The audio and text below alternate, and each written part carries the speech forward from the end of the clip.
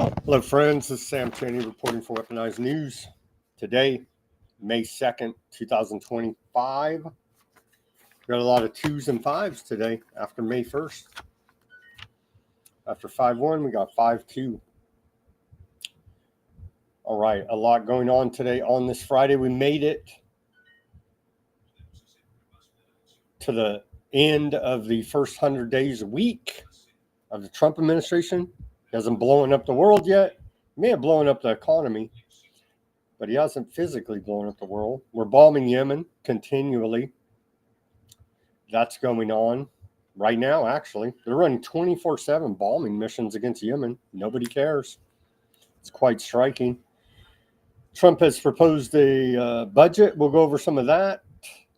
Over $1 trillion for war spending, or they call it defense. Let's be honest and call it what it is, war spending. For the military-industrial complex, it's quite horrific. We'll go over the cuts that DOGE made. What are they saying now? The cuts are $165 billion. It's like literally nothing, a drop in the bucket in the grand scheme of government debt and largesse. They're cutting jobs at the CIA 5%. What do they say? 12 or 1,500, I forget. I got the story here somewhere. Anyway, it amounts to like 5%. Whoop-de-freaking-do. Whoop-de-doo. Shout out to the chat there. Ruckus, thank you for promoting us on the X. Appreciate it. Continually. Barry in the chat, manning the chat for the spammers and the trollers. Thank you guys for tuning in. What else? We got this crazy Palantir's rolling out their tactical intelligence targeting vehicle. Parts will only be used on foreign adversaries, right? It'll be used here at home on us. Don't you worry about that. We got a video from them. Pretty damn creepy, honestly. Pretty damn creepy. We'll go over that. What else is back and forth? Trump signed executive order to defund NPR, PBS, pull fund from Harvard. We'll go over that a little bit.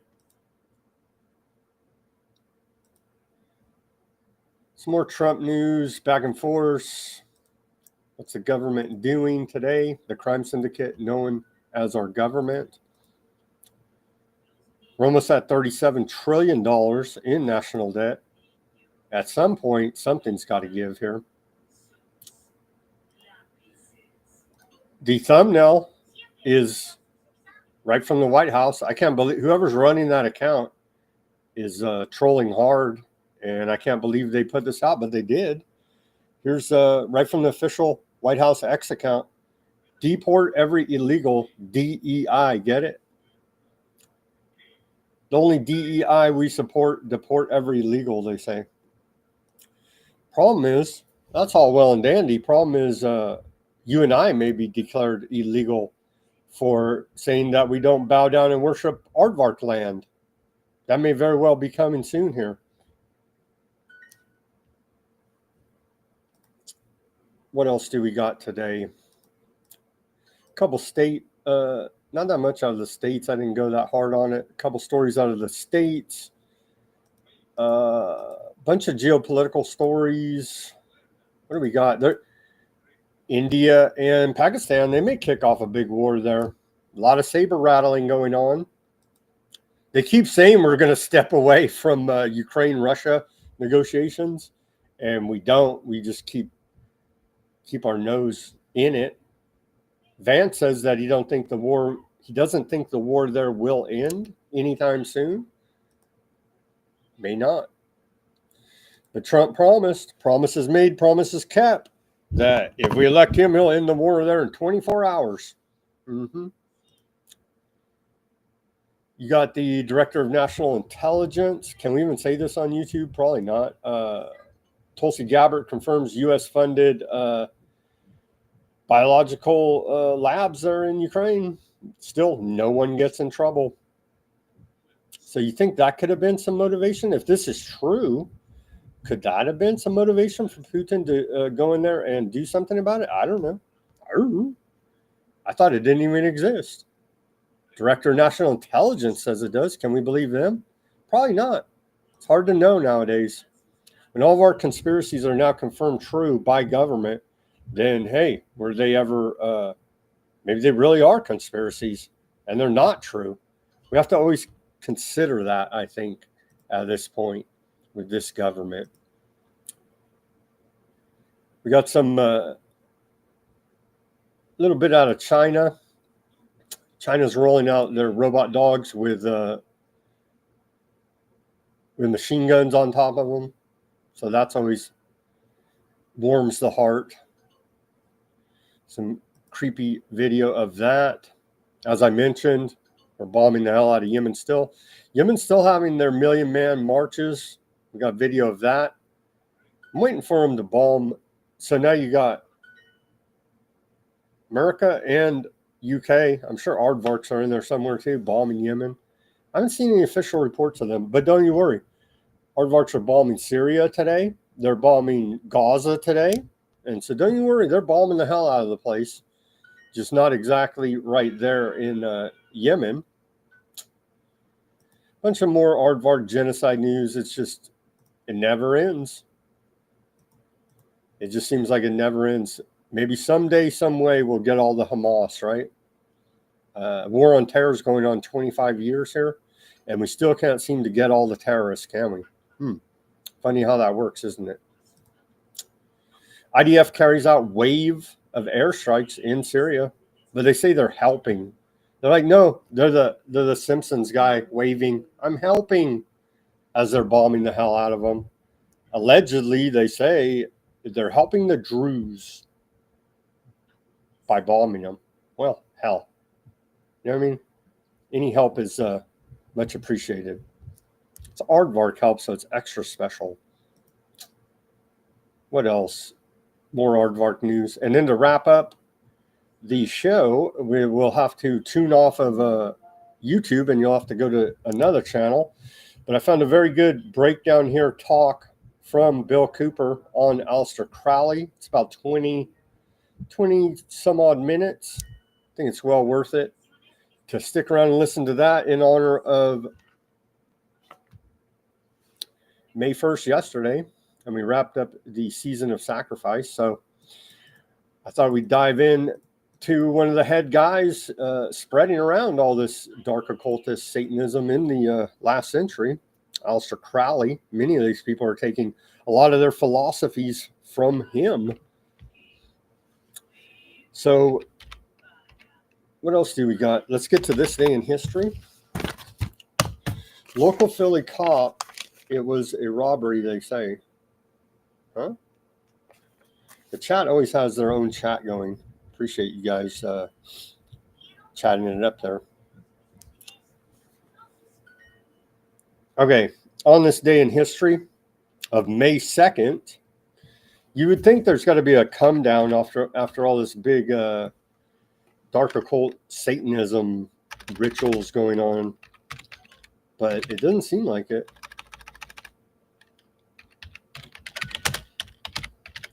Sorry, I didn't have this pulled up. I just had to pull up our trusty satanic calendar and take a look. What if anything's going on after May 1st? Quickly, where are we at here? Yeah. So yesterday was Beltane, Walpurgis Day, and May Day. So the next big one that we can look forward to on our occult satanic calendar is going to be the summer solstice, and that's going to be exciting, June 21st. So we got a while before we can do our cult rituals to worship Satan, right? They're giving us a little break here until the summer solstice. All right. On this day of May 2nd, going back to the year 1808, we saw an uprising against French occupation begin in Madrid, Spain. In 1833, Russian Tsar Nicholas I bans the public sale of serfs. In 1876, we saw the April uprising break out in Bulgaria. In 1885, Good Housekeeping magazine was first published. In 1918, General Motors Auto Company acquires the Chevrolet Motor Company. In 1926, the U.S. military intervenes in Nicaragua. Shocking, I know. In 1933, Hitler bans trade unions. In 1941, the FCC, Federal Communications Commission, approves regular scheduled commercial television broadcasts to begin July 1st of that year, 1941. Isn't that good of them? That's very good of them to broadcast that propaganda right into your living room. In 1945, this is very significant actually on this day. In 1945, more than 1 million Nazi German soldiers officially surrendered to the Western Allies in Italy and Austria. Quite significant there in winding down World War II. In 1968, Aardvark Television begins transmitting. Aren't we blessed? In 1988, talk about money laundering. This is crazy. In 1988, Jackson Pollock's painting Search sells for $4.8 million. Take a look at this thing. Are you kidding me? And think about that. 1988, $4.8 million. It's a lot of money now, but back then, that's a lot of freaking money. Look at this. This is worth $4.8 million. You know what I mean? And it's come out and been reported that modern art is specifically Jackson Pollock was a demoralization weapon of the CIA. Talk about money laundering. You got too much damn money if you got $4.8 million to throw at this in 1988.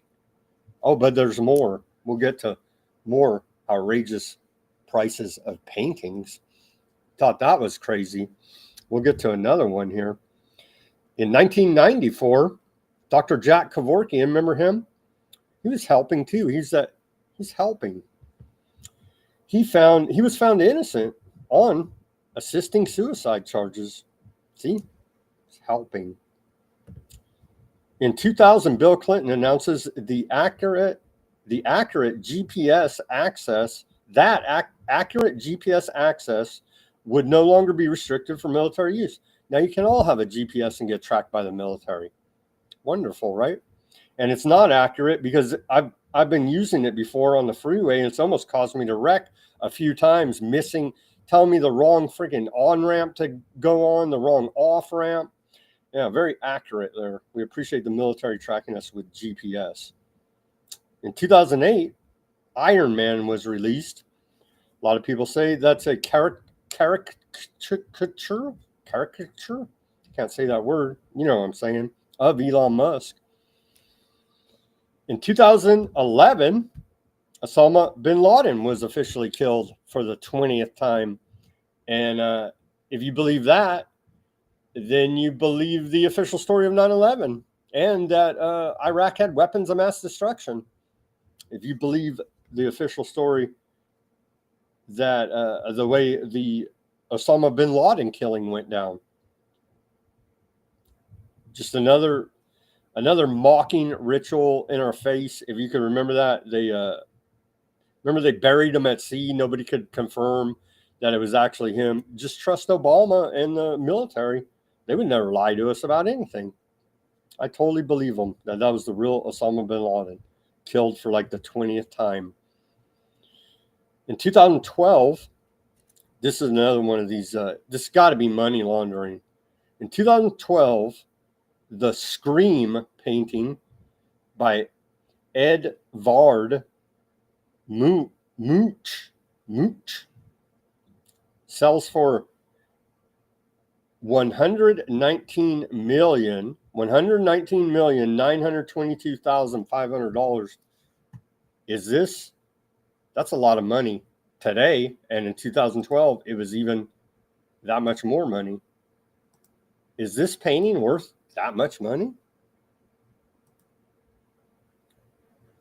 Really? The Scream? Almost $120 million for this. Sounds like money laundering to me, man. But what the hell?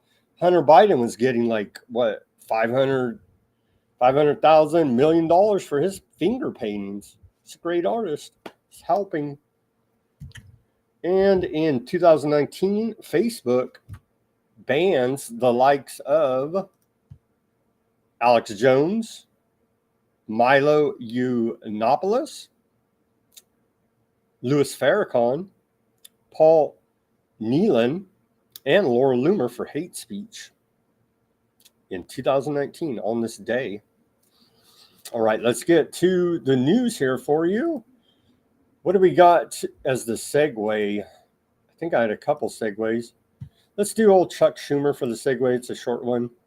Chuck Schumer, Trump has the lowest 100-day approval rating, and the reporter says there's a poll that has you at 17% approval. How are they not in the negatives? How are they not already, tar and feathered at this point? I'm not calling for that. I'm just saying the public in general at large, we've been abused, kicked around, lied to, stolen from, and it's never been more apparent than the last 5 years. Let's hear from old Chuck Schumer. The polls this week showed Trump has the lowest 100-day approval rating since they started polling 80 years ago. The lowest. Yes. There's a poll out today that has your approval rating lower than any other congressional leader at 17%. Are you concerned that you may be a liability for your party? Polls come and go. Our party is united. We're on our front foot. We're stepping forward and going after Trump and having real success. The polls this week. Did you guys catch that? Like, who takes these people seriously? He starts out by saying, oh, the polls say that Trump's down. Nobody likes him. And they go, well, they don't like you either in the polls. Who cares about polls? Like, what? Come on, man. How do they get away with this bullshit? At least that reporter called him out. That was a good job by that reporter, I must say, for calling him out on his BS. Okay, your friend and mine, Palantir, essentially have taken over the government, the military, and will be running everything with AI. And so it's much appreciated that they're rolling out the scientific dictatorship technocracy. Palantir's intelligence gathering truck rated a winner by the Army. So isn't this wonderful? It's called Titan. Here's an image of it, and we'll go to the video. Expect this thing to be gathering intelligence on you here in America. Oh, they would never do that. I know. Just like they would never spy on you. They would never do any of the crimes against us. Their crimes against the public are legion here now. So, of course, they would never use this to spy on us. Let's go to the video. Pretty creepy. It looks badass, but like I said, the only problem is it can and will be used against us.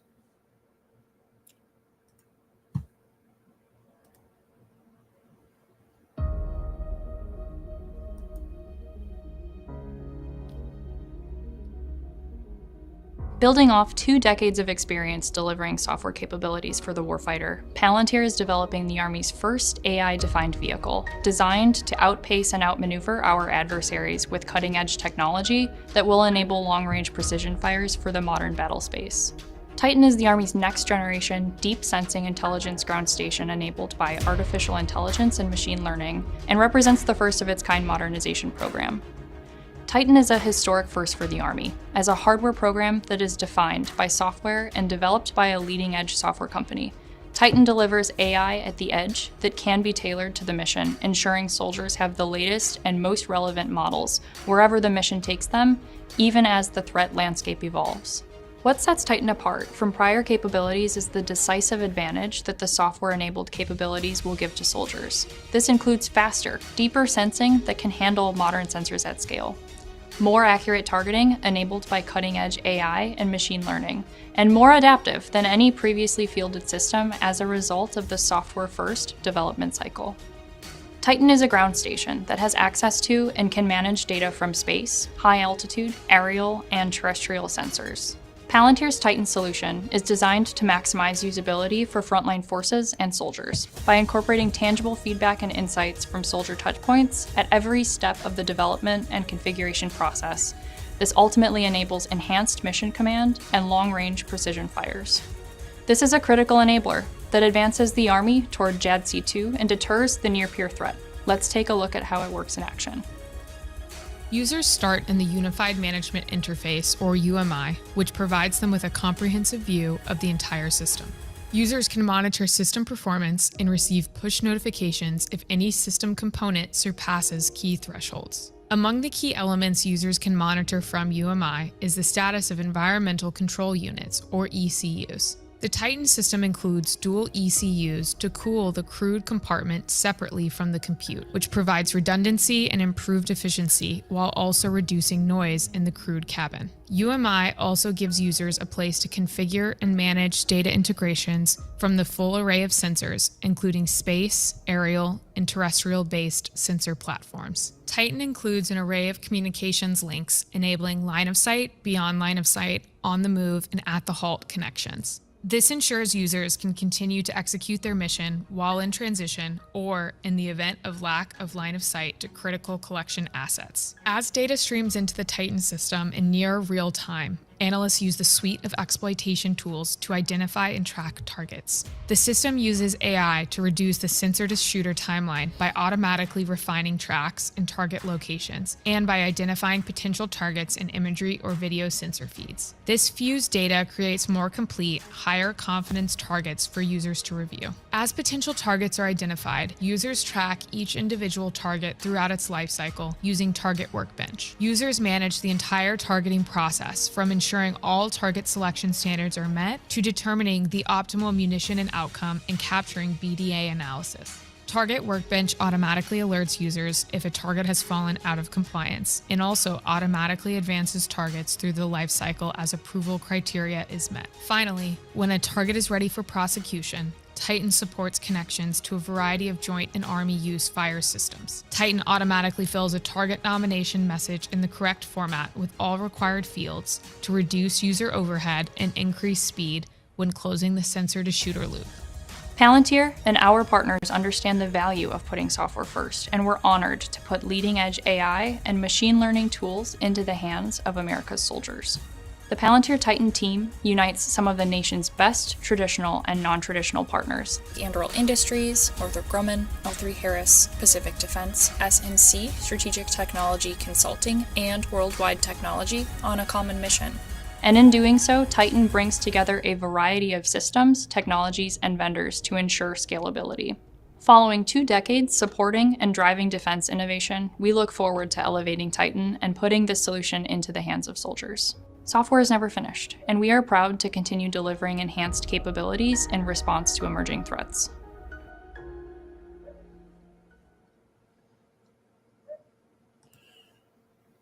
Wow. Well, that's exciting, right? And of course, it would never be used against us here.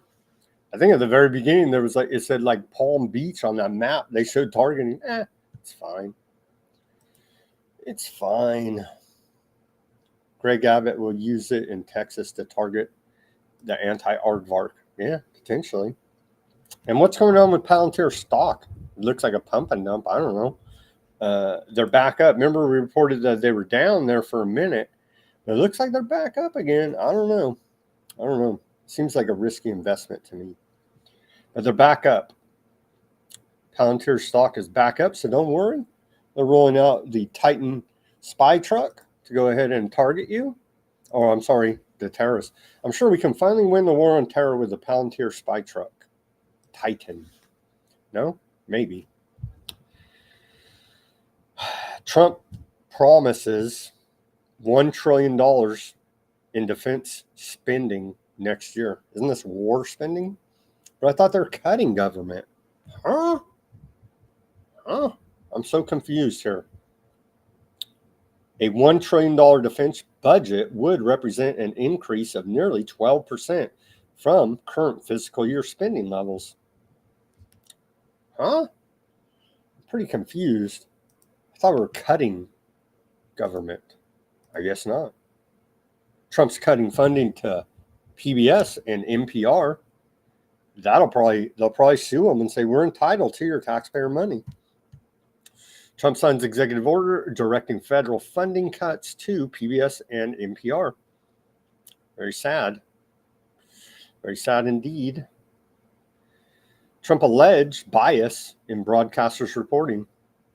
NPR they're like the most anti-white thing there is that I've ever heard. I don't know. Maybe I need to be listening to more. I don't know who could be more anti-white than NPR. But man, you listen to that for a half hour, you start hating white people. I'm telling you, man, it's bad. It's real bad. But they're the public. They're for the public. I know. It's horrific. Why are we funding so much of this? The Corporation for Public Broadcasting, CPB, spent $535 million from the federal government and $10 million in interest to help finance public broadcasting in 2025. Wow. They're spending a lot on propaganda, man, and hating white people. That's for sure.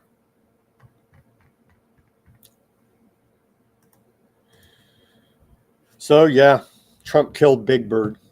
Horrific.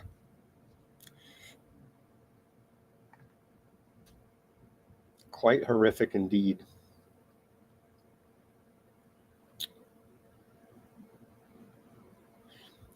They spend a lot, man. All right. U.S. press freedom plummets to all-time low. The United States was ranked 57th in Reporters Without Borders annual press index, putting it on par with countries like Gambia and Uruguay. Hell, what's wrong with Gambia and Uruguay? So Reporters Without Borders has ranked America 57th for press freedom on the World Press Freedom Index. Well, we're here at Weaponized News. We're censored like hell. So I don't know. Probably have to agree with it. I don't think they're talking about us on the interwebs. But yeah. According to data collected by Reporters Without Borders for 2025 World Press Freedom Index, in 160 out of 180 countries assessed, media outlets achieve financial stability with difficulty or not at all. Worse news outlets are shutting down due to economic hardship in nearly a third of countries globally. This is the case in America, ranked 57th, down 2 places. So we were 50. What would that be? 55 under Biden. Tunisia is 129th. Argentina is 87. The situation in Palestine, 163rd, is disastrous. In Gaza, the Aardvark army has destroyed newsrooms, killed nearly 200 journalists, and imposed a total blockade on the Strip for over 18 months. Well, they're all Hamas terrorists. What do you expect? And so are we, apparently, if we don't bow down and say it's the greatest thing ever. In Haiti, Haiti's 112th. The lack of political stability has also plunged the media into economic chaos there in Haiti. Shocking, I know. Remember, that kind of fell out of the news, but remember they had that gang leader nicknamed Barbecue was running things for a while. I have to follow up on what's going on in Haiti. The guy was interesting. I mean, got to give him that at least. Even relatively well-ranked countries such as South Africa, 27th, and New Zealand, 16th, are not immune to such challenges. Really? Really? Russia is ranked 171st. Damn you, Putin. Damn you. Here you go, Barry. Canada's ranked 21st there, Barry. Do you feel like you have media freedom there? Isn't it a bunch of state-run? Like here they have the thin veil, right? They act like they're not state-run. At least they're honest, say, hey, yeah, we're fully funded by the government, state-run. Yeah. World press freedom.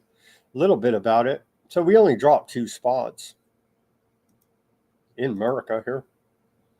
Inside the Trump family's 100 days of presidential profit, article out of Axios, they say President Trump warned American families this week that they may have to make do with less and more expensive holiday toys. Well, my kids love it. They said anything for to make America great again. I said, son, you're not going to get any toys this Christmas because President Trump is implementing these tariffs on imported slave goods that child labor made in the third world. You're not going to get a Christmas present. And he cried. And I said, well, blame that bad orange man. So kids may not get holiday toys. What do you say? You're going to have to cut down from $20 or $30 to $2, something like this, right? But for Trump's own inner circle, it is a veritable golden age. Insider trading, making billions off of the volatility he creates in the stock market, for one thing. Trump's family has enjoyed historic, lucrative first 100 days, leveraging its proximity to power and raking in billions through a flood of ethically murky business ventures. What? How could that be? I just don't believe it. Trump's sons and his associates have launched a wave of high-dollar projects monetizing their proximity to the most powerful government in the world, America, the hegemon. World Liberty Financial, the Trump-backed crypto venture, they raised $550 million out of that deal.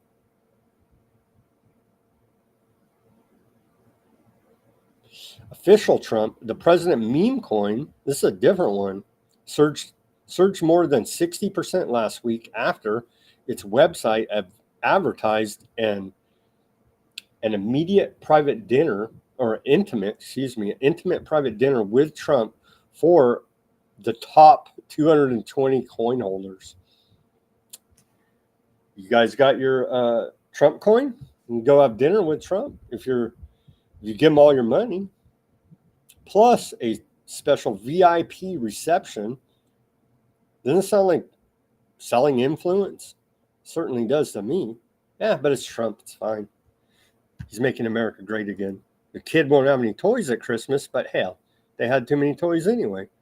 The executive branch, Donald Trump Jr. and his business partners, including Witkoff's sons, Zach and Alex, are launching an exclusive DC club with a $500,000 membership fee.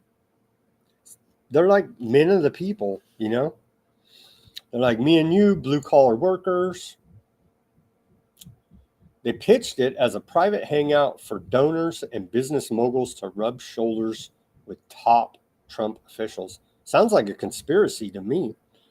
Powerful, rich people meeting up at a private club to discuss how they're going to screw us over more. That's a conspiracy. Foreign deals. At least 19 foreign Trump branded projects will be developed over the next 4 years, according to ethics watchdog Crew. Just this week, the Trump administration announced a deal to build a luxury golf resort in Qatar. Trump, whose first foreign visit will be to Saudi Arabia, also hosted the Saudi-backed LIV golf tournament at his Doral Club in Florida last month. Merchandise. The Trump organization is selling, Trump 2028 hats and t-shirts, a nod to the president's musings about an unconstitutional third term. Trump hawked Bibles. Remember that? That was wonderful. I thought that Jesus would approve of him selling Bibles. Trump hawked Bibles, sneakers, perfume, and trading cards during the 2024 campaign. Remember, they sold out in like minutes of these stupid, I forget even what the digital trading cards, what are they called? Non-fungible tokens. Those stupid things. And its political operation continues to rely on MAGA merchandise to raise funds. Buy your MAGA hats, made in China. Oh, we can't now because I guess we have to buy American-made MAGA hats. Corporate boards. Demiri Holdings, a small public financial services company with headquarters in New York's Trump Tower, saw its stock surge more than 1,200% in the last 6 weeks after Trump Jr. and Eric Trump joined its advisory board and took an equity stake worth millions. Trump Jr. also has been named to the board of a digital firearms retailer called Grab-A-Gun that's due to go public this summer. The theme of today, they're helping make America great and golden. So it goes on with even more, but I think you get the point. They're trustworthy, ethical businessmen that are doing right by the American worker, obviously, and not profiteering from their position of fraud in any way. Harvard president says any move to revoke tax-exempt status would be highly illegal. Trump is trying to revoke the tax-exempt status of Harvard. Why all these big universities, they all have billions of dollars in their endowment fund. They're getting taxpayer money. They're just openly discriminating against white people and Asians. And they're running the student loan racket on predatory lending. It's just, it's real bad, man. And they're posing as the experts on everything. And turns out, like time and time again, we report, oh yeah, all their studies, fraud, fake, plagiarized, total BS. Like not all of them, but a lot. You know what I mean? But somehow, some way, they still have credibility and prestige for those with that degree. I don't get it. Let's hear a report now about Harvard hits back. No legal basis for Trump move to take away tax-exempt status. Let's hear old ABC News cry about it.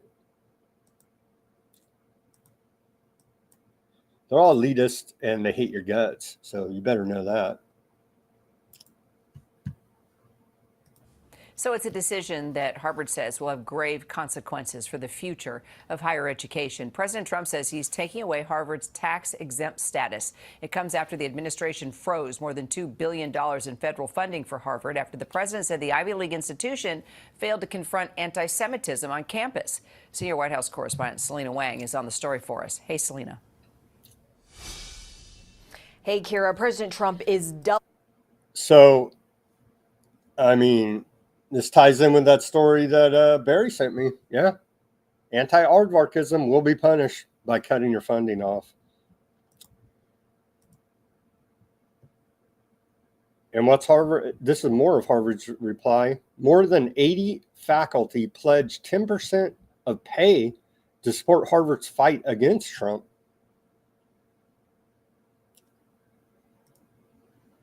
When they should be getting rid of, Harvard sends international students info to DHS. Does not specify what records were shared. They're targeting these anti-war protesters, quote, Hamas sympathizers, big time. Big time. So expect the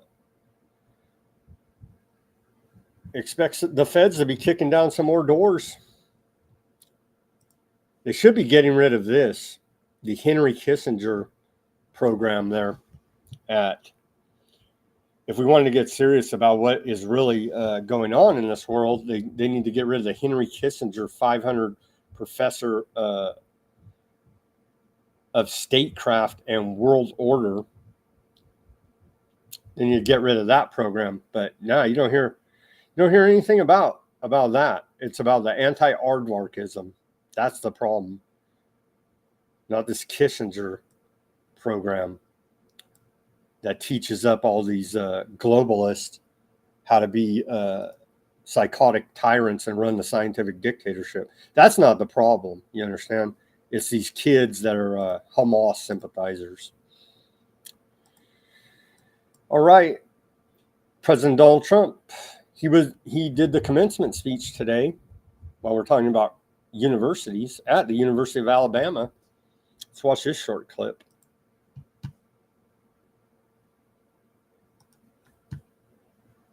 What a beautiful group of people. There's nowhere I'd rather be than right here in Tuscaloosa, Alabama, Titletown, USA.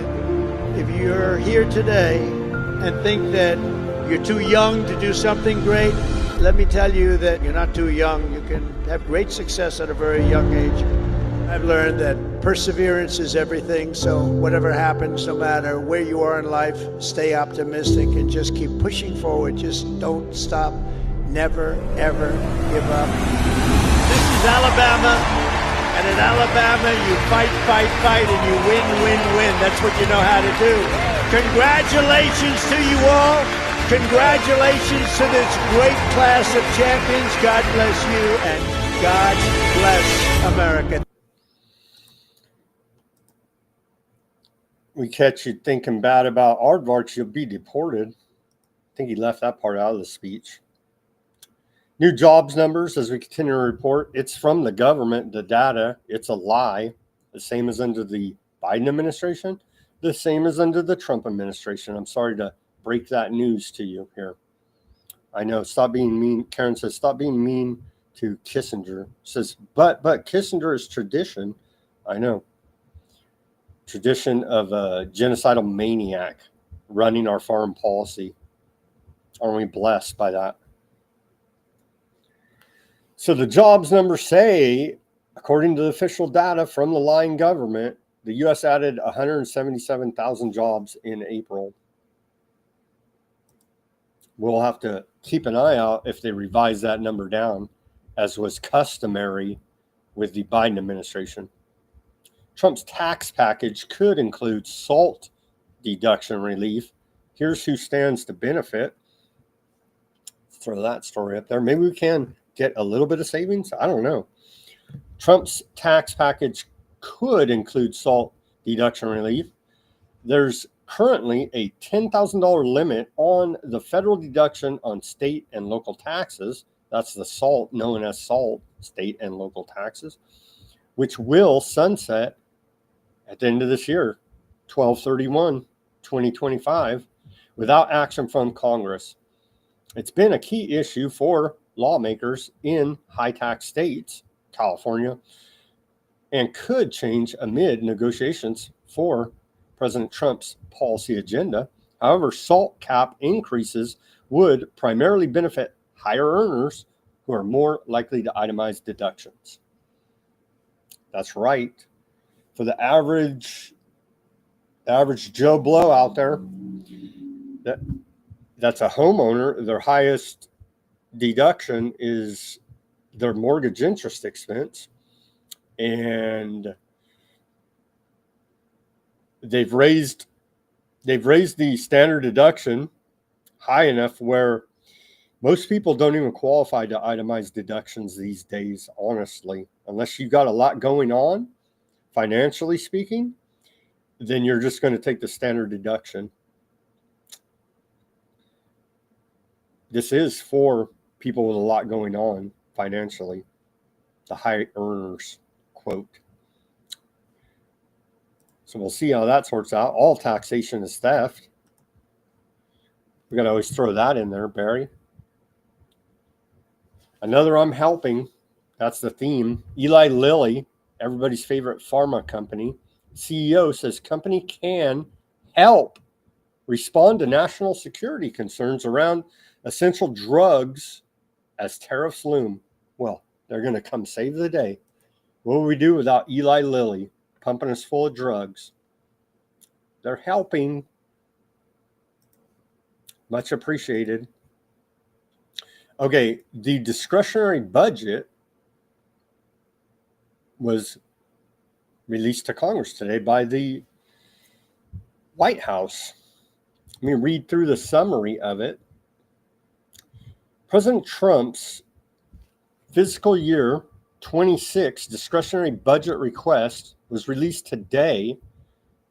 It proposes a $163 billion cut to non-defense discretionary spending, a 23% reduction targeting programs like healthcare, education, housing, and clean energy, while increasing defense spending by 13% and Homeland Security by 65%. Abolish Homeland Security. No, we're going to go ahead and increase their funding by 65%. Now, you think they would drive around one of these Palantir trucks and use it against us? They would never do such a thing. It's all for the illegal aliens. Don't you worry about it. The budget aligns with Trump's campaign promises, emphasizing border security and military strength, and is paired with the One Big Beautiful Bill. So stupid. A legislative package aimed at extending tax cuts, funding border defenses, and potentially ending taxes on tips, overtime, Social Security payments. The Department of Government Efficiency, DOGE, led by Elon Musk, is noted for already implementing significant spending and personnel cuts, influencing the budget's direction. Not really. Not really. With some experts suggesting Trump may use executive orders or impoundment to bypass Congress if the proposal faces resistance. Congressional approval is required for the budget, but with a slim Republican margin, passing the bill could be challenging, especially as some GOP members oppose cuts to Medicaid and clean energy tax credits. While the far right House Freedom Caucus, I love how they throw them far right. Are they far right? Far from it. Demands deeper spending restrictions. The budget's $1 trillion with a T allocation for defense and homeland security includes priorities like a U.S. Iron Dome, total BS, drones, and border security, reflecting earlier Pentagon proposals to cut its own budget by 8% annually while focusing on these areas. Well, Trump said, hold my beer. I'm going to go ahead and increase your budget that you guys can't even pass an audit to find where any of the money even goes to, what it's spent on. So you can't even pass an audit. Here's over $1 trillion. Go have fun blowing people up, Pentagon. It's just beyond the pale of ridiculousness. Democrats, including House Minority Leader Hakeem Jeffries, have criticized the budget, particularly for potential cuts to Medicaid. Oh my God, we're not going to get our Medicaid. Do you even want health care from the system as it stands? Just saying. Which supports 45 million Americans and $1 billion in school mental health grants, arguing that these reductions could harm vulnerable populations. Might actually help them if you'd get off their back for a minute. Just saying. DEI was garbage, the Trump administration says. Play this short clip.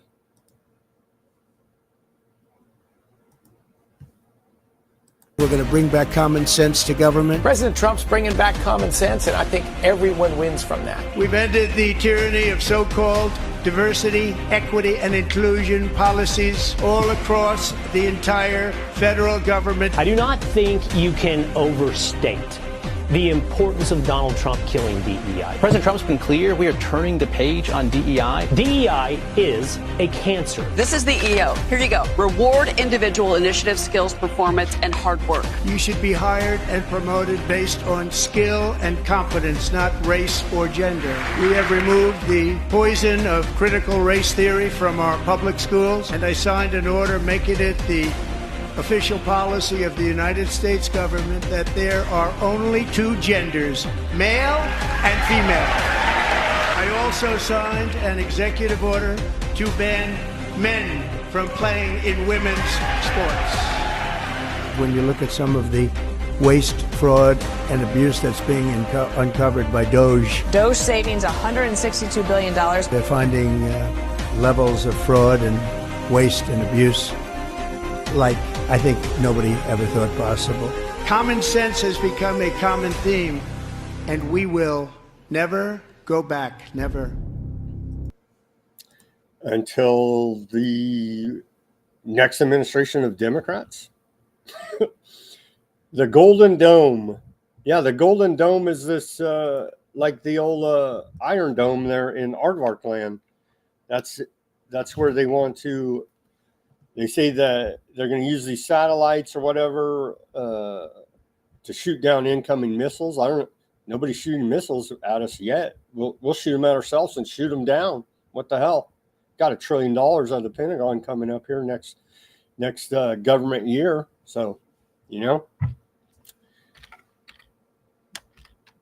can they actually do it over all of America? Maybe. Will they actually use it to save us if we are potentially attacked? No. No. No, they won't. America's Golden Dome. Golden Dome for America, Lockheed Martin. Here you go. There you go. Revolutionizing U.S. homeland missile defense. It's wonderful, isn't it? Here we go. Take a look. There you go. Just like how we have Star Wars that shoots down all the aardvark lasers in space, we're going to have Golden Dome. The Golden Dome stands as an impenetrable shield safeguarding the American homeland with unwavering precision, ensuring the security and resilience of our nation. So they can throw $1 trillion at this BS.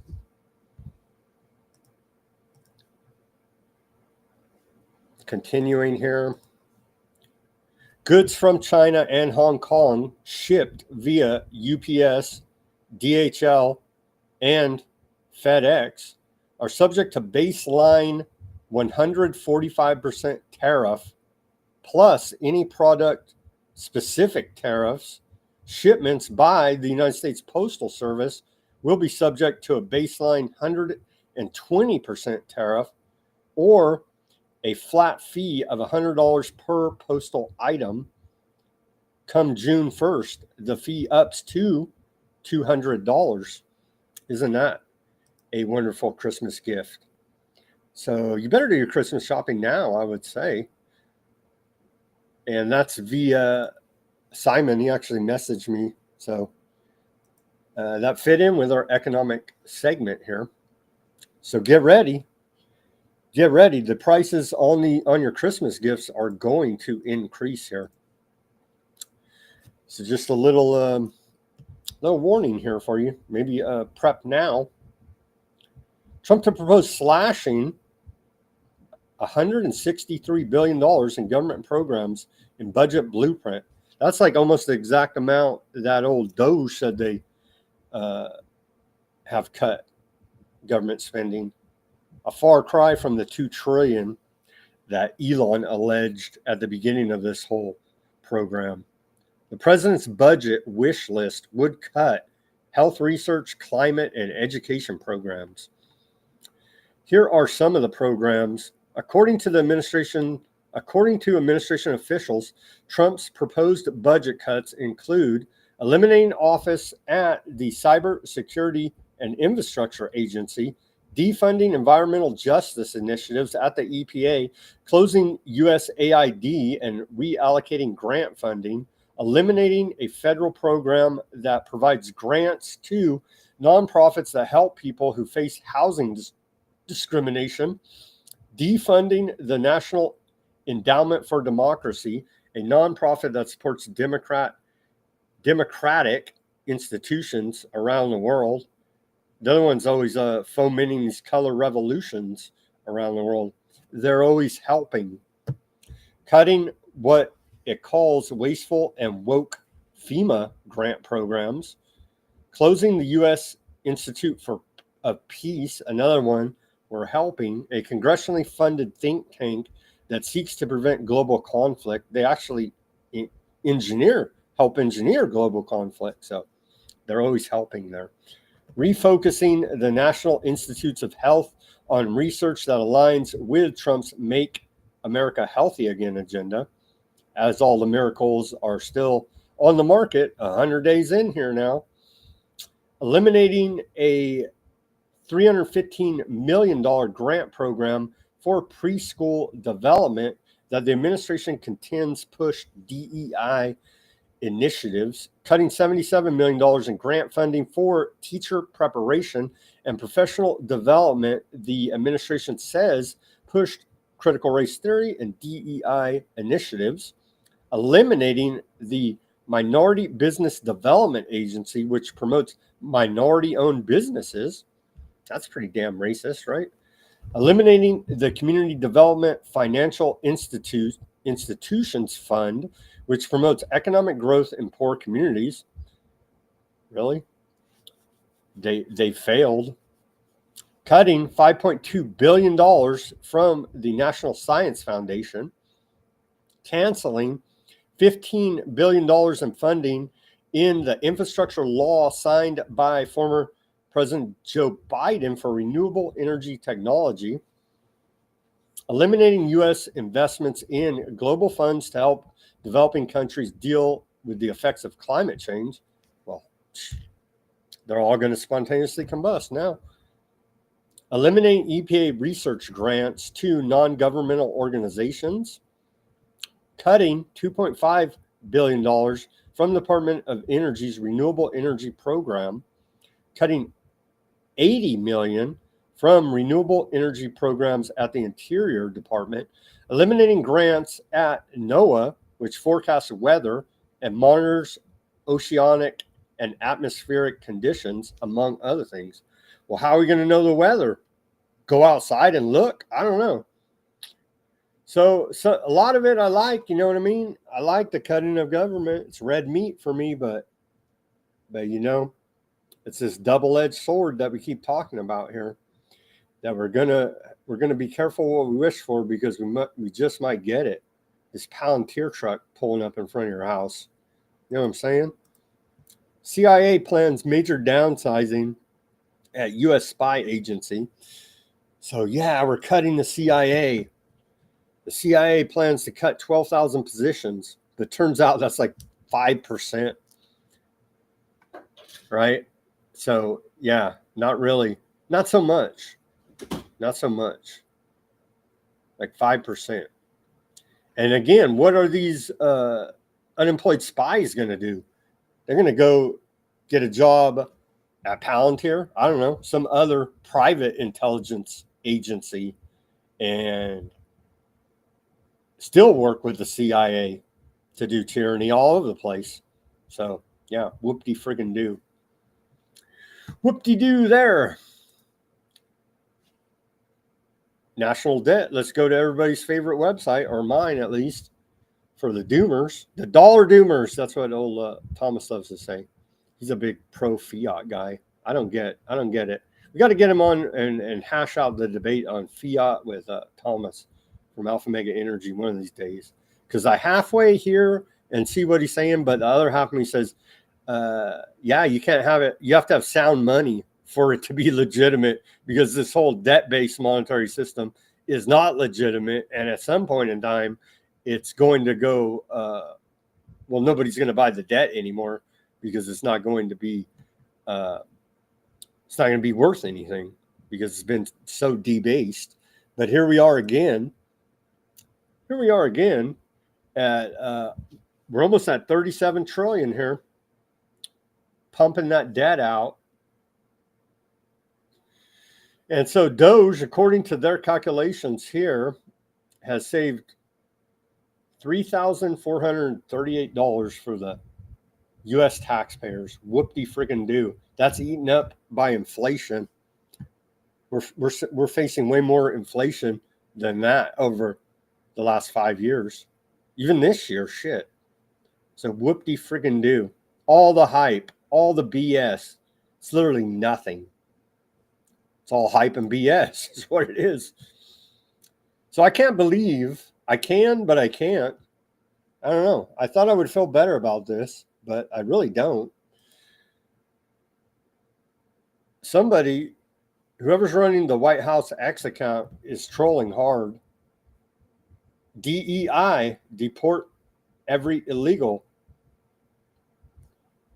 But the problem is they're going to deport us for being, for questioning genocide. You know what I mean? That's the only drawback. Justice Department sues Michigan. Oh, we're at the, Barry didn't tell me. He must not be watching right now. We're at the 1 hour mark, so let's take the live commercial break. Everybody go to Weaponized News. Get yourself some stickers over there. They did. I was informed by Barry.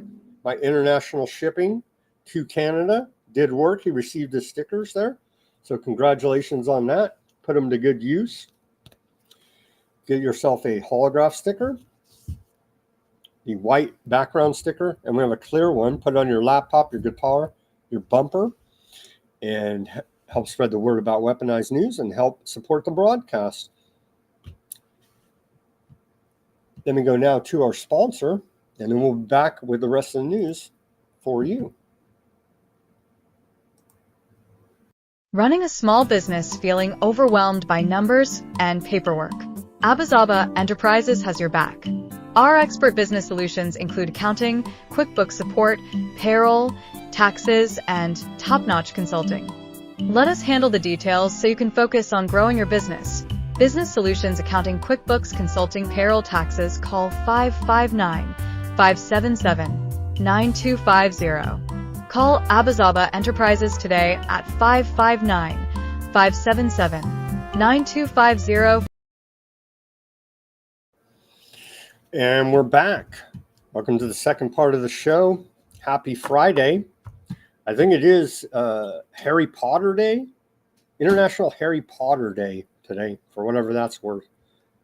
Deep occult symbology there. Happy Harry Potter Day on this May 2nd, 2025, Friday edition of Weaponized News. As we continue here, here's a story from home where I'm at, Fresno, California. Some more cuts. I know I'm feigning outrage, as are you. $2 million grant for Advanced Peace Fresno cut without warning by the Department of Justice. Also, during President Trump's first 100 days, we just heard plenty of cuts. The Department of Government Efficiency, or DOGE, has slashed billions in expenses, aid, and grants. Among those grants now canceled, a $2 million grant to Fresno EOC, Advanced Peace Fresno. Fox 26 reporter Brianda Lemos joins us now live outside the Fresno EOC building in downtown Fresno to explain what the organization does and its concerns now following that cut. Brianda?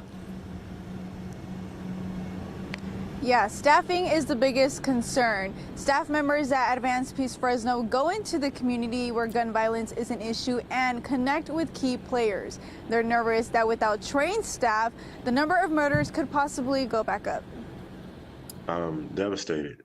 As excited as I was when we got the grant, I'm just as saddened by losing it because I lost the opportunity to help someone. An email sent by the department. You could still go help someone. No one's stopping you. No one's stopping you from going and stopping gun violence. You can jump in front of a bullet. But, no, yeah, it's a giant racket here in Fresno. Completely and utterly ridiculous. But let's feign outrage about it, you know. This is a funny one. We need something funny on this Friday. I found this post to be funny. Someone sent poop to Maricopa County Attorney Rachel Mitchell. Police are investigating. We're going to have some juvenile humor here on this Friday edition of Weaponized News. All right, where are we at here?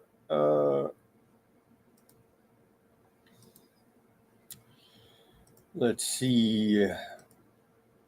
Well, let's hear this. Is kind of off the wall. I think somebody did mention, I saw in the chat about Stargate. Here's this guy, Hall Puthoff, on the Joe Rogan show, talking about the origins of Project Stargate and remote viewing. Is this real? I don't know. I read a book about remote viewing before. I don't know if it's real or not. They're talking about they were spying on then the Soviet Union with psychic remote viewers, allegedly. Is any of it real? I don't know. I do find it interesting. Let's watch this short clip.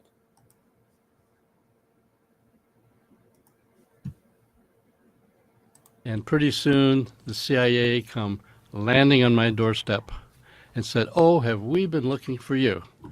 And I said, no, why? Yeah. Well, they looked in my background. They saw that I had, between my master's degree and PhD, I'd been a naval intelligence officer at the National Security Agency. I had lots of high-level clearances.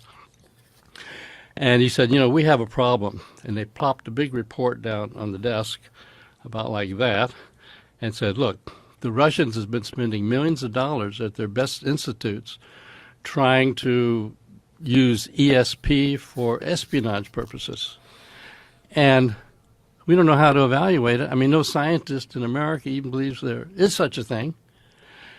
And yet you did this experiment, and it looked like this guy could actually get inside this device and describe it and affect it. And here you're at SRI. We have lots of black projects here anyway, so we'd like to check him out. Can you bring him back and let us come and do some experiments with him? And by the way, we're hoping that we'll find this is just all BS, and we don't have to think about it, and that'll be the end of that. So anyway, brought him back. They spent a day hiding things in the boxes and envelopes, and he would describe what was inside. And they were totally blown away. So they said, okay, would like to give you a little project here. I don't know, 50 or 60K, and see what else he can do. So anyway, that's how I got started on doing, quote, weird stuff. And so, as that many would know, that project ended up being very productive, and it went over more than 20 years and so on, highly classified level. And what I don't know, the chat says it's real. Maybe it is real. I'm open-minded to it. Could be real. Could also be fake. Maybe real. The remote viewing. Multiple parent families. Barry, Canada Corner. We only have one story, though, from Canada today. Sorry. Multiple parent families like thruples to be granted legal rights in Quebec. Very bizarre.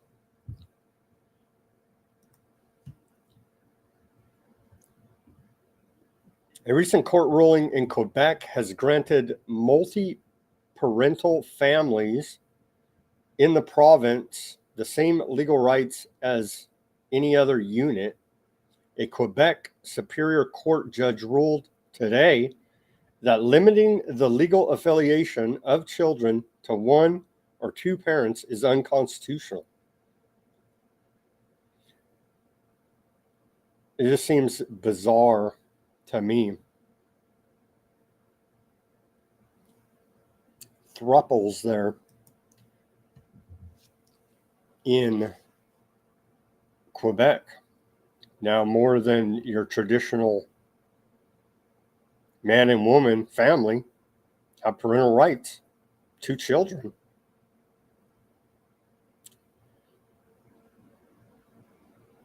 Thruple, 3 adults, a man and 2 women in a relationship with 4 children. I don't know. Seems weird to me. I don't know how any of that could work out, but sounds like a freak show to me. But hey, it's Canada, right, Barry? All right, on to, well, this is our geopolitical international section. Little Marco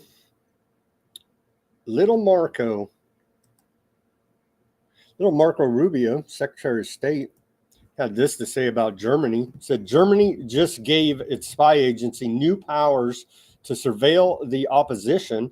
That's not democracy, it's tyranny in disguise.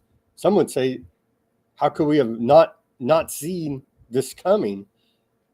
What is truly extremist is not the popular AfD, which took second in the recent election, but rather the establishment's deadly open border immigration policies that the AfD opposes.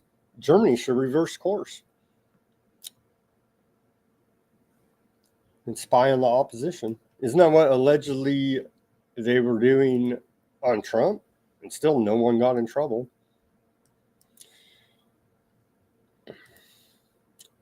Chinese robot malfunctions. This is kind of crazy right here.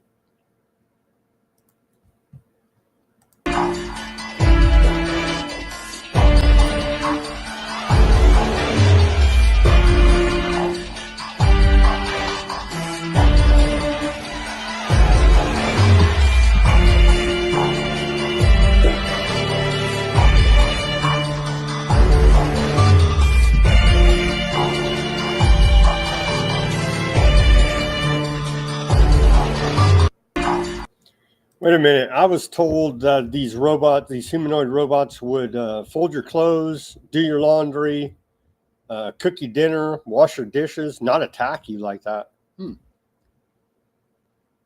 I guess it was just a glitch. This is a funny video. Indonesian punk band, the Jansen, kept playing through the chaos at Jakarta's May Day protest as police fire water cannons at the crowd. Watch this video. Got to give credit to this band. The show must go on. And so they just keep playing right through a riot.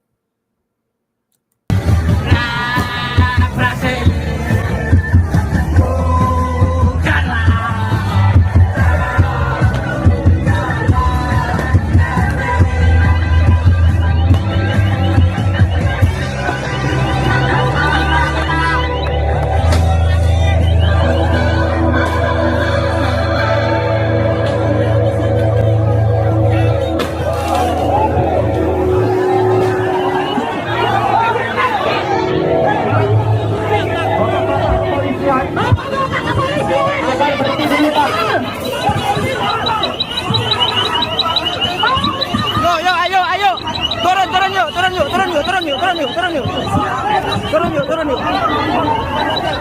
Alat mah gampang. Sini yuk. Yuk, pegang. Pegang, tahan gua, pegang. Udah.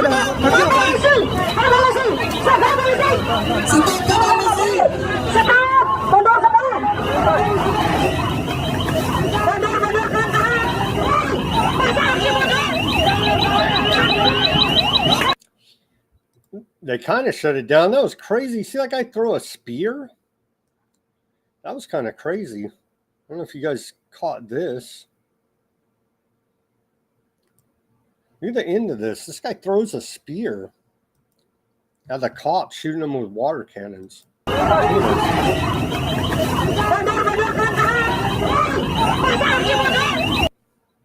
That was pretty crazy. They're in Indonesia.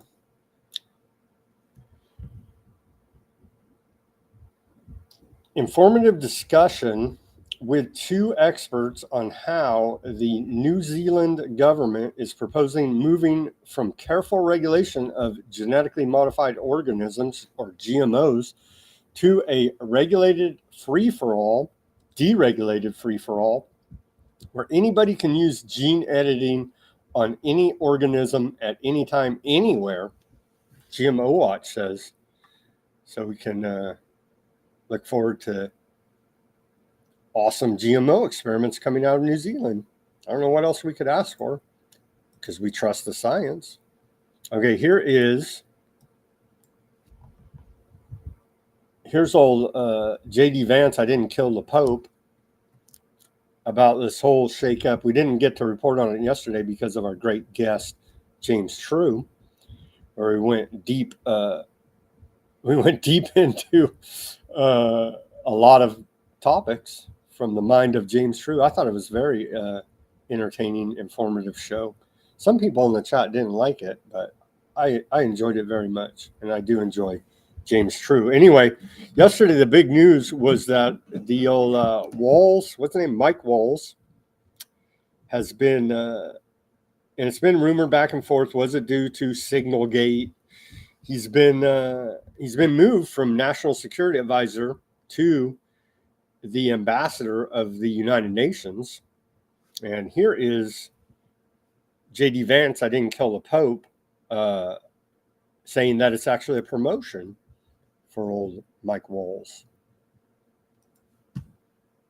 President, thanks for the time. Good to see you. I want to talk to you about all this trip and what the purpose of it and your speech. Sure. But I want to start with the breaking news. Yeah. Why was Mike Waltz let go? So he wasn't let go. He is being made ambassador to the United Nations, which of course is a Senate-confirmed position. I think you can make a good argument that it's a promotion. But we brought Mike on to do some serious reforms of the National Security Council. He has done that. I like Mike. I think he's a great guy. He's got the trust of both me and the president. But we also thought that he'd make a better UN ambassador as we get beyond this stage of the reforms that we've made to the National Security Council. You saw the president announce that Marco Rubio is going to step in as interim leader of the National Security Council. So I think the media wants to frame this as a firing. Is he wearing black eyeliner? I swear this guy, JD Vance, is wearing black eyeliner. There's something weird about his eyelashes.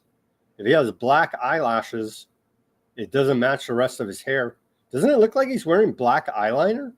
Like, what the hell is what is up with this dude? Donald Trump has fired a lot of people.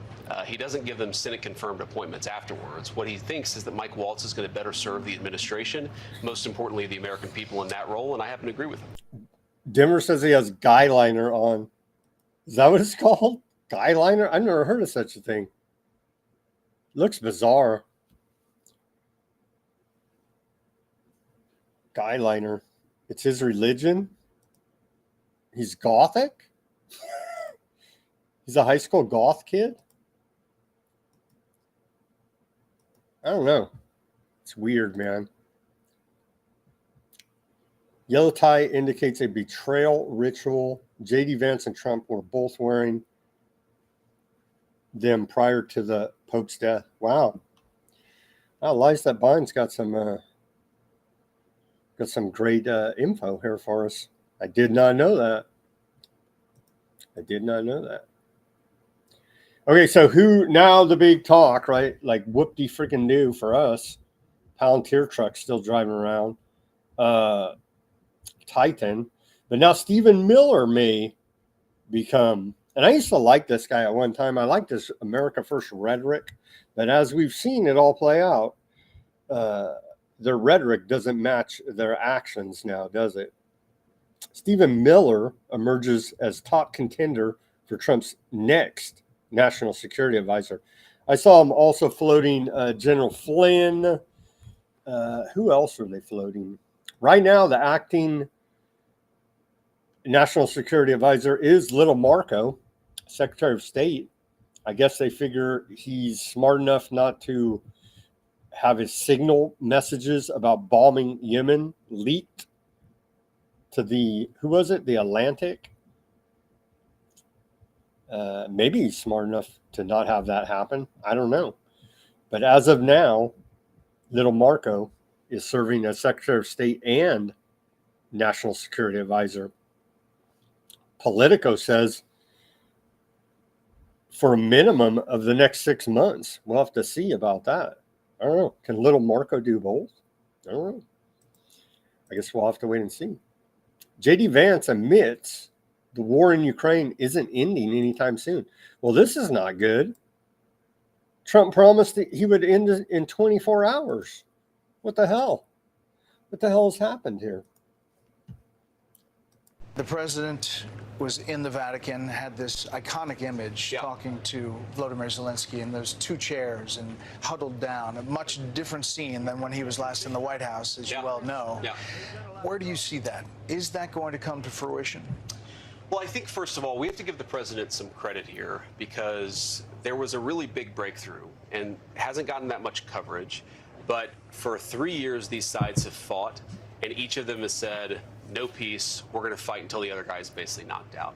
What we've seen now in the last couple of weeks is each side has put down, this is our peace proposal. The Ukrainians did it, the Russians did it, and now I think the question is to see whether we can actually find some middle ground here for these guys to bring this conflict to a close. I really don't believe that any person, of the 8 billion people in the world, I don't think anybody could have gotten this deal done other than Donald J. Trump.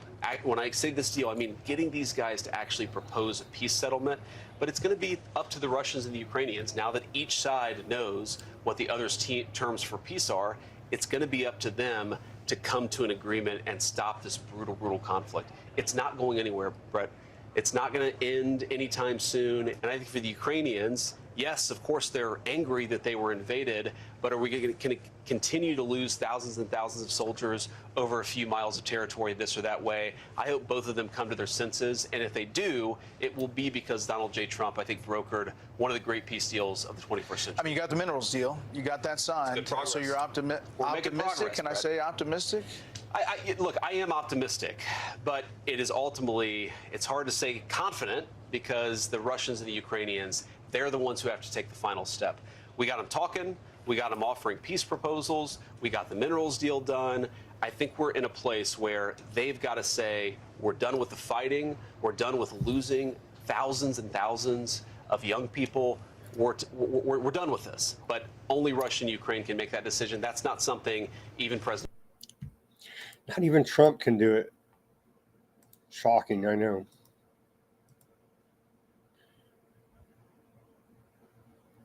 Here's State Department spokeswoman Tammy Bruce. Says we will no longer fly around the world as mediators, talking about the Russian-Ukraine negotiations. Is he considering secondary sanctions on Russia? Well, we know, again, that he's stated his willingness to do that, about the nature of it. Clearly, we're not removing any sanctions that currently exist. The president wants, in every action that we've taken as a nation, to do it diplomatically. That he clearly because of the commitment to it. And yet, he knows also that there's another part of the world, a whole globe, that needs some attention. And the secretary has also made it very clear that while our style will change, the methodology of how we contribute to this will change, in that we will not be the mediators. That is what I mentioned on Tuesday, and the nature of how this would change is we certainly were still committed to it and will help and do what we can, but we are not going to fly around the world at the drop of a hat to mediate meetings. That it is now between the two parties, and now is the time that they need to present and develop concrete ideas about how this conflict is going to end.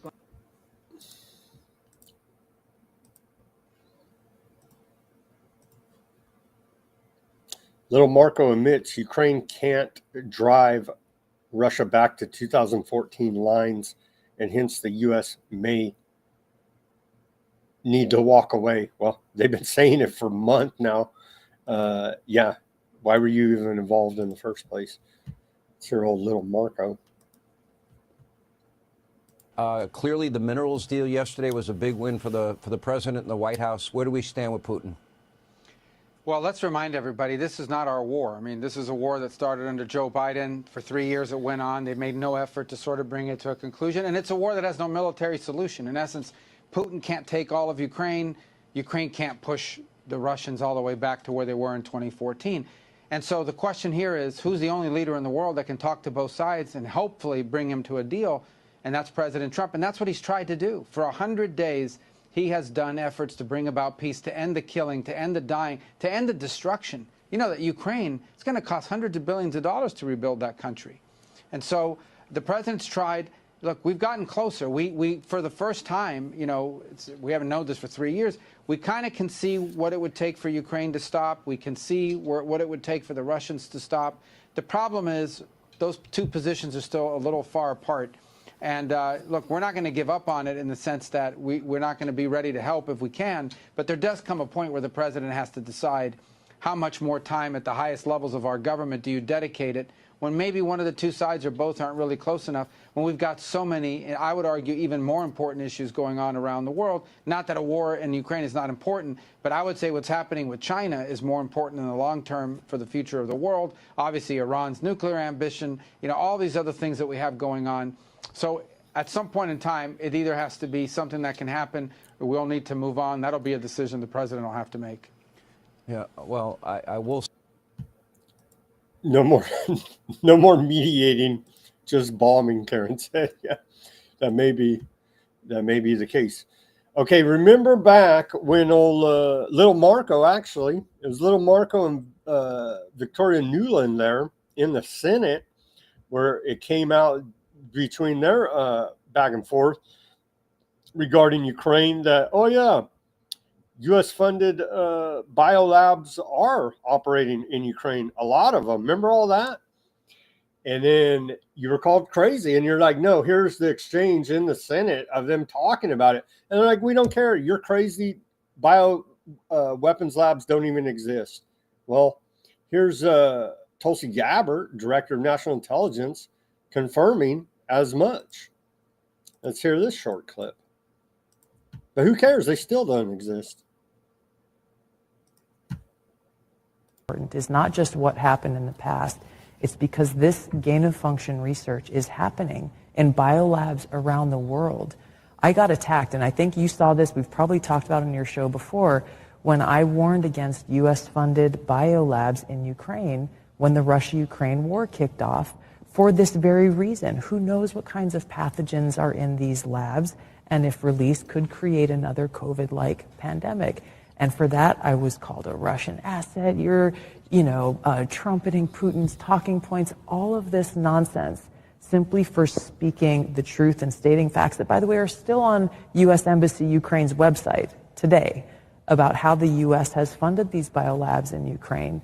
But my point is, in order to prevent another COVID-like pandemic or another major health incident that could affect us in the world, we have to end this gain-of-function research and provide the evidence that shows exactly why and how it's in our best interest, the American people's best interest, to bring about an end to it. Helping.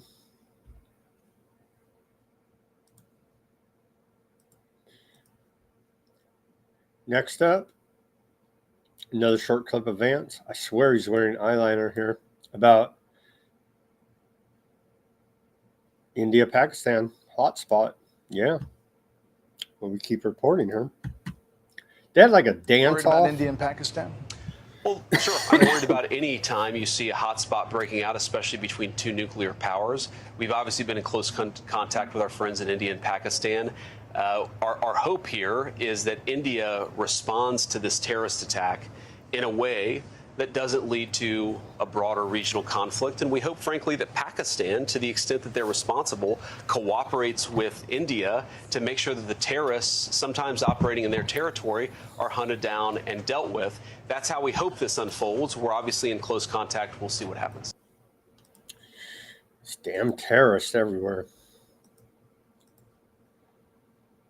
India says Pakistan forces opened unprovoked fire along the line of control overnight. The Indian Army claims it responded in a calibrated and appropriate manner. Let's watch this report. Why any of this is our business, I don't know. We'll make it our business. Several incidents that have now been reported of Pakistani forces resorting to unprovoked firing, and that is being reported all along the LOC. During the night of the 1st of May, what is being said that the Pakistani army resorted to unprovoked small arms firing from the post across the LOC opposite Kupwara, Baramulla, Poonch, Nowshera and Akhnur sectors of the Union Territory of Jammu and Kashmir. The Indian Army troops has responded in a calibrated and a proportionate manner.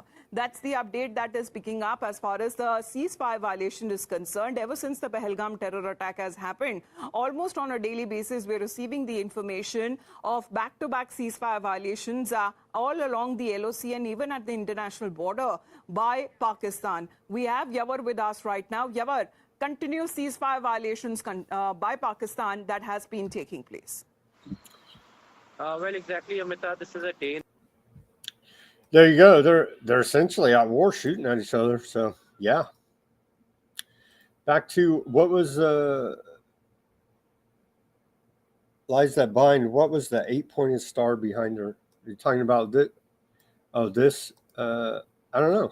It's a good question. It's kind of blurry, out of focus. This, right? Yeah, I don't know. They got all the, let's see here. See if we can get another angle on it. A wide angle, maybe. Here's a wide angle there. No. Can't really see it from there. I don't know. It looks like these are all like military flags. It's some branch of the military, I assume. Their flag there. Good eye, though. I'm sure it's something occultic. Sure looks like it. Continuing. Where are we at here? We're at 1 hour and 30 minutes. We got to blast through the rest of these. The United States has begun sharing classified intelligence on Russia and Chinese space activities with our closest allies, Aardvark land, obviously.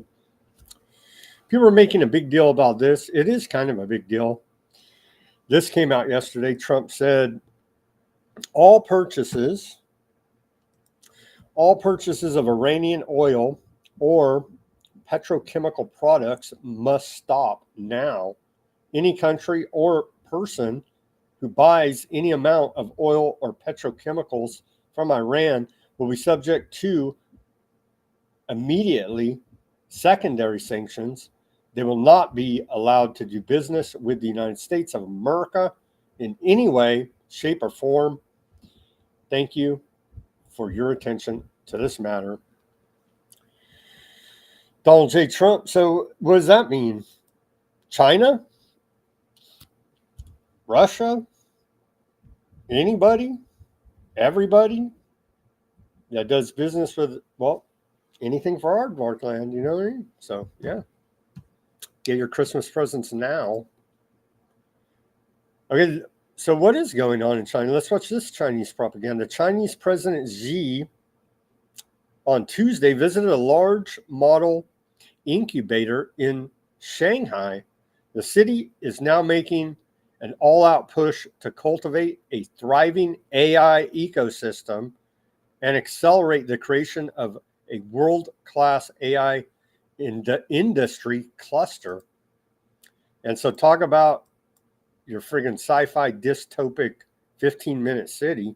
China's on it. Let's watch this.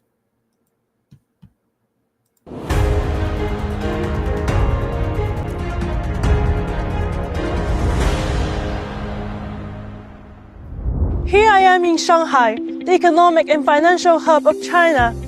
As China moves to foster strategic emerging industries and technological innovation, a wave of high-tech companies is participating in its innovation pursuit. And Shanghai, with artificial intelligence as one of the 3 leading industries, serves as a window for the world to observe the country's vitality in innovation. Chinese President Xi Jinping on Tuesday visited a large model incubator in Shanghai, urging the city to take the lead in AI development and governance, while highlighting China's vast potential for the industry.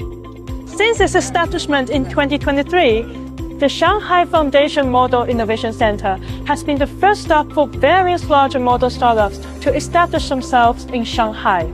The center has created a complete ecosystem covering key areas of AI, including chip design, model algorithms, data resources, and application scenarios. At the incubator, President Xi joined the salon themed on the autonomous evolution of next-generation intelligent agents. Hamza Bakili, an innovator from France, was among the salon participants. He founded a company in Shanghai focused on AI-powered energy conservation solutions. I started thinking about starting a company project, mainly because the technology and economy environment here is very well developed and very well connected. So you can do business on technology and you can do technology on business. In addition to that, there is the fact that Shanghai economy is a multiple factors economy. It makes it a very rich environment that you can explore opportunities. As a tech company, to have many potential clients on the market. Shanghai announced a comprehensive plan last December aimed at developing a world-class AI industry ecosystem by 2025, including measures to step up global cooperation. In 2024, Shanghai's AI industry scale exceeded 400 billion yuan. Walking around the Innovation Center, I came across many young entrepreneurs who are eager to seize the new opportunities driven by high-quality development.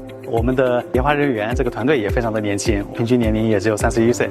国家在人工智能方面的一些关注度，包括一些资源投入，都是给我们提供了很好的这个成长的土壤。 上海对于人工智能的产业投入还是力度非常大的。摩苏空间呢，聚集了上百家的创新创业企业，都能够在这个聚集期里面进行一个互联互通。上海在整个人工智能的这个产业上是非常领先，也非常完善的，也能够帮助整个产业中的每一个环节都能够更快速的发展起来，因为它所需要的这些信息、需要的这些资源，都能够在本地能够去做到更好的流动和打通。主要是3个，第一个是发展要素当中的全要素的协同，第二一个是产学研的协同，第三一个是上下游的协同。一定意义上来讲，摩苏空间是一个承载或者说加速新增生产力发展的这样的探索。As a sci-tech incubator supporting the development of new quality productive forces, the Shanghai Foundation Model Innovation Center is a vivid example of the rapid growth of Shanghai's AI industry. With the center as a key driver, the city is making an all-out push to cultivate a thriving AI ecosystem and accelerate the creation of a world-class AI industry cluster. That's exciting. An AI powered industry cluster, slave system there. Awesome. Okay, this is the creepy one. Here's the robot dog with the machine gun on their back. Could you imagine these jumping out of the Palantir truck and coming to help you? I can.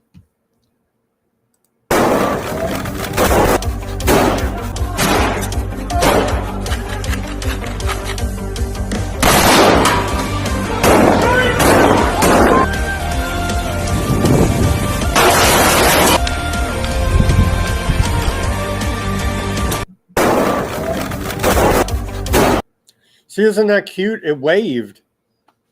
See, that's the theme of the show, helping.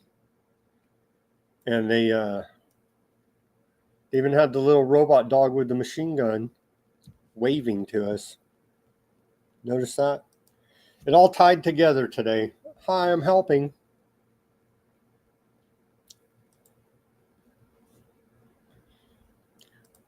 I love it when it all ties together like that.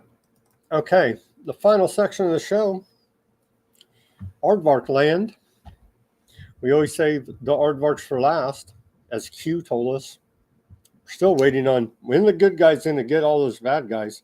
We're still waiting. I'm trusting the plan. I don't know what happened, but they told me that someday, some way, if I just do the stand down and trust the plan and worship Trump and Aardvark land, then someday, some way, we're going to take down the bad guys and saving Aardvark land for last. Still waiting.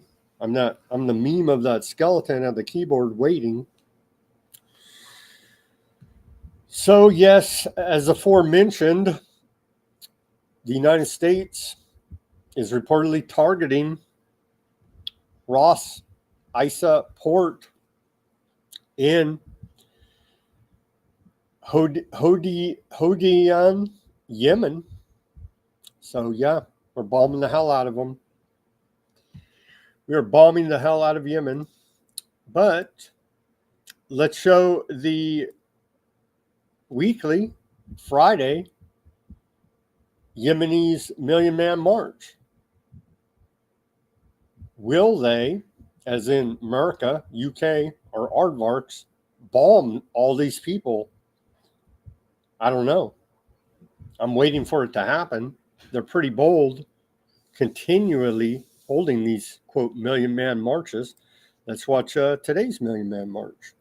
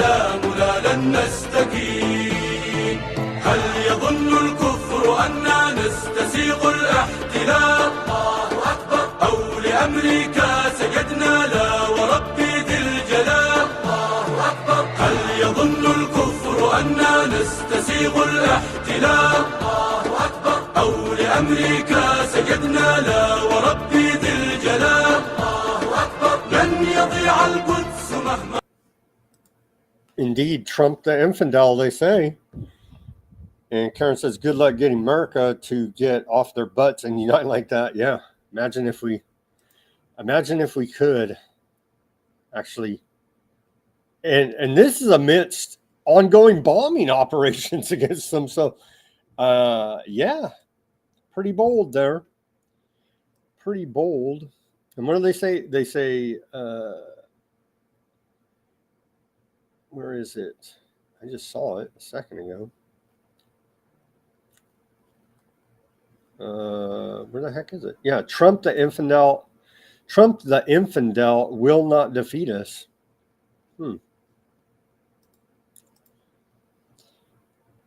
Aardvark Land tried to sink an aid ship with 30 activists on board thousands of miles off its shore.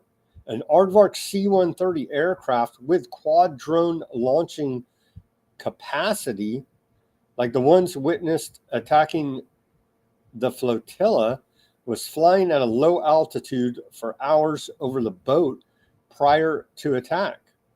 Will Western leaders be silent about this act of international terrorism? Hell, they'll cheer it on. That's a report by Abby Martin. They will cheer it on, Abby, as you know. Sad to say. Sad to say indeed. Bibi, America's shadow president, rejected the mediator's proposal to release all the Aardvark captives, but it was all for the hostages in exchange for a permanent ceasefire and truce deal for 5 years. Well, what the hell, man? I thought it was all about the hostages. Oh, you backhandedly told us the entire time you didn't give a damn about the hostages, and that's just all BS. So once again, they don't give a damn about the hostages. They care about taking that land and killing the Palestinians is what it's all about. It was never about, we care about the hostages. And again, it's being proven quite horrific. I'm not even going to show this video. It's people blowing apart. Aardvark Land bombed a funeral in Gaza today, and it's horrific.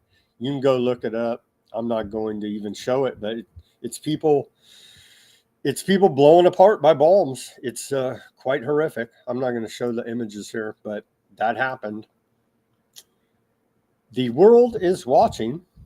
Australian exports to Aardvark Land include items for military use. Yeah, it is going to be interesting. I saw somebody in the chat, I think it was Liza Bine, talking about maybe Canada's buying oil from Iran. I don't know. A lot of people around the world are. And how is all this going to sort out? Are they going to stop their buying oil due to U.S. sanctions? I don't think so. They have to buy the oil there to keep their economies going. Maybe they'll look to buy it somewhere else. I don't know. I don't know how all this is going to sort out, but a lot of it's going to come home to America, to roost. Better believe that. So, yeah, while denying supplying complete weapons, the Australian government allows exports to Aardvark Land of parts and components for weapons and equipment that are being used in the genocide. Well, we appreciate that. Who doesn't love war profiteering here now? From our great ally, part of the Five Eyes, Australia. They didn't want to be left out, did they? Okay, here's right here, Aardvark Times. IDF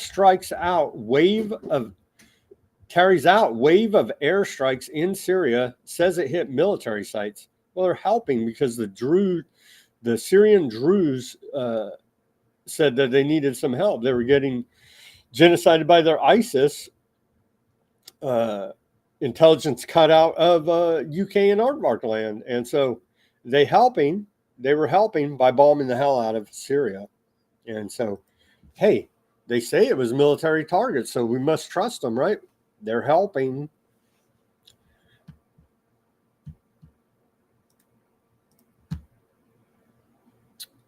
Aardvark Land hits Damascus after plea for help.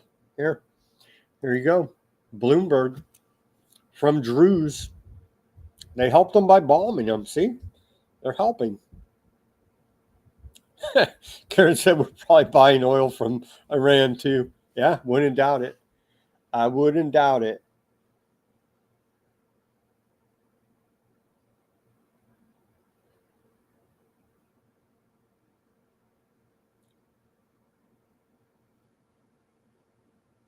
I would not doubt it.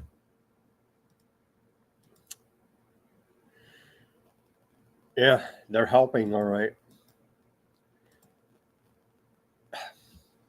There's starvation as a weapon. Indeed, aardvarks they're not letting up on the blockade, keeping food, water, medicine, energy out of Gaza. Desperate children and adults in Gaza struggle to get food as aardvark land blocks aid. AP reports here. So I don't know. What do you call this? Genocide? It's what it is. War crimes? It's what it is. But what the hell? They're all Hamas, right? That's what they told us. Trying to get some clean drinking water here. Good luck. Good luck. And some rice. Yeah. It's quite horrific indeed. All right, friends, that's all we have for today on this Weaponized News. Again, we have we're going to end it up here with about a 25-minute talk from Bill Cooper on Aleister Crowley in honor of wrapping up the season of sacrifice. So it's very well informed indeed, as Aleister Crowley is a central figure in the occult. Dead now, of course, but many of these dark occultists are following his rituals and what the occult practices he developed. And so it's Bill Cooper talking. Put the video, actually a nice production here. If you want to stick around for that, I'm going to cut off the YouTube feed because they will flag me. Go over to the Rumble channel if you want to watch this. Let me go to the channels quickly and see what's going on over on them. I can see the Rumble chat lively as always. Thank you guys on the Rumble for keeping it lively and keeping me on my toes here. What is going on the Odysee? Well, I see Bob. Shout out to you, Bob. John, shout out to you. Huffman, Barry. Quite a little lively chat there going on the Odysee. Thank you. Bob said, no way, Sam. Truth, justice, and the American way, just like today, but out of a literal hot box cause extent. What a drain on the 50s electric grids. Be right back. Yeah. A well-managed fiat currency with banks in public ownership is by far the preferred option, but it's a hard sell. Huffman said, a well-managed fiat currency with... Yeah, but the problem is it's not well-managed, right? And as long as it's... it needs to be under the Treasury. It feels like it needs to be backed by something, though, as well, because that would put a governor on the unlimited spending that they're doing here now. And it has to be issued debt-free, I believe, to be on a sound money now, Huffman. But I'm halfway there with you, that a well-managed fiat currency with banks in public ownership, I'm there with you. My ears are open to it. We need some solution to this crazy corrupt system that we have now. You know what I mean? The system we have now is bogus. So I'm listening. I'm here with you. Yeah, the gold standard's not going to work. I believe it needs to be some type of basket of real goods to actually back the currency that would act as some type of governor holding back how much they're able to print. Not just gold, but we have many natural resources that you can throw in a basket and say, and then create some type of exchange mechanism to allow the backing of the fiat. Well, it wouldn't be fiat then. It would be backed, right? All right, friends. Thank you for tuning in on the Odysee. Appreciate it. The Rumble, again, appreciate it. Keeping the chat lively as always. I'm in for a nickel, or was it penny? It's a half penny now. You just got your 1 penny got half the penny inflated away in the time it took me to even say that. It's pretty bad. Yeah, we got Palantir AI truck to look forward to spying on everybody. Of course, it's helping us. $1 trillion in war spending next year. That's always exciting. DEI, deport every illegal, but it may be you and I for being anti-aardvark or whatever whatever they say, whatever they think that you're doing wrong, you're out of here. And still the actual illegal aliens who they're supposed to deport, very low numbers, a bunch of PR spin hype, but they're not doing their job, getting it done.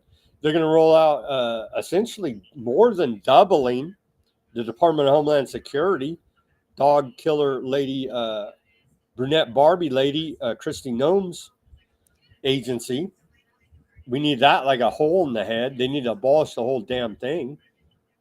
And so expect federal government tyranny here at home, brought to you to help you. Thank you. We appreciate that. And then, of course, to wrap up the show, Bill Cooper and Aleister Crowley. Thank you guys for tuning in on the Bitchute. Appreciate it. The Facebook.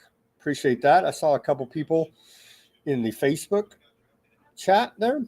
The YouTube. Thank you guys for tuning in on YouTube. Again, if you're on the YouTube, go head on over to Rumble, Weaponized News Rumble channel, and listen to this very interesting presentation by William Cooper on Aleister Crowley. And shout out to those on the Kick and the Twitch and the X, of course.